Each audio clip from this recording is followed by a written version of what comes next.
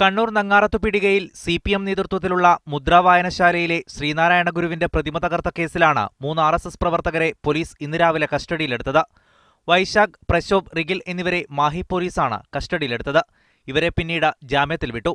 സംഭവത്തിൽ ഇതുവരെ പ്രതികരിക്കാൻ SNDP നേതൃത്വം തയ്യാറായിട്ടുമില്ല. ഇതിനെ ശക്തമായാണ് CPM വിമർശിച്ചത്. വെള്ളാപ്പള്ളിയും SNDPയും സംഘപരിവാറിന്റെ തടവറയിലാണെന്ന് CPM കണ്ണൂർ ജില്ലാ സെക്രട്ടറി P. ജയരാജൻ പറഞ്ഞു.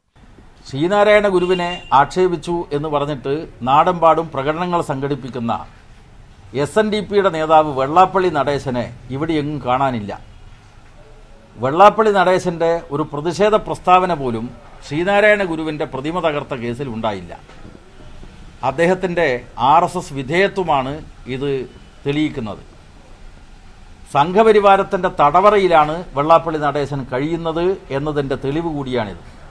കണ്ണൂരിൽ പോലീസും RSSും തമ്മിൽ ഒത്തുകളിക്കുന്നതിന്റെ തെളിവാണ് പ്രതിമ തകർത്ത കേസിൽ കസ്റ്റഡിയിലെടുത്തവരെ ഉടൻ വിട്ടയച്ചതിന് പിന്നിലെന്ന് CPM PB അംഗം പിണറായി വിജയൻ ഫേസ്ബുക്കിൽ കുറിച്ചു.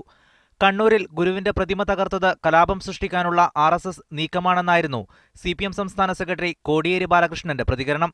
എന്നാൽ സംഭവത്തിൽ BJPക്കോ RSSനോ ബന്ധമില്ലെന്നും CPM അക്രമം നടത്തി അത് തങ്ങളുടെ തലയിൽ കെട്ടിവെക്കുകയാണെന്നും BJP ജില്ലാ പ്രസിഡന്റ് K. രഞ്ജിത്തും പറഞ്ഞു.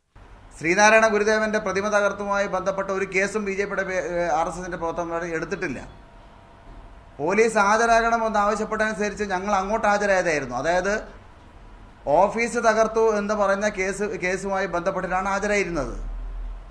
അതിൽ പോലീസ് സ്റ്റേഷൻ തന്നെ ആ ആളുകൾക്ക് ജാമ്യം കൊടുത്തിട്ടുണ്ടായിരുന്നു. പ്രതിമ തകർത്തതാണെങ്കിൽ നോൺ വെയറബിൾ ഒഫൻസ് ആണ്.